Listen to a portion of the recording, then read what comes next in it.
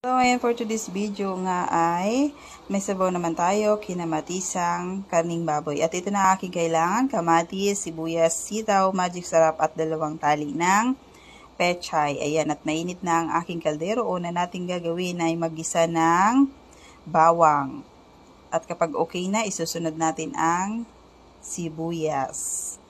Ayan, at kapag okay na muli ang ating bawang sibuyas, kasunod niya na ang ating kamatis. Kamatis ang magbibigay kulay sa aking kinamatisang karning baboy. Ayan, halo-haluin natin hanggang sa lumambot ang kamatis at madurog.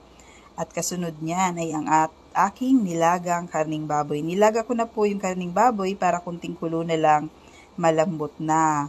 Ayan, halo-haluin po natin muli para kumapit ang ating kamatis sa karne.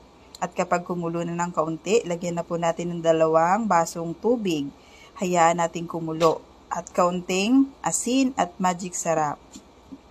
At okay na, ilalaglag ko na ang aking sitaw. At malambot na ang aking sitaw, kasunod niyan ay ang dahon ng pechay. Hayaan po natin kumulong muli hanggang sa maluto ang ating mga gulay. At luto na nga po, nakahain na ako. Ito na ang aking kinamatisang karning baboy. May asawsawan ay patis, sili at kalamansi, kanin at tuyo. Kain tayo!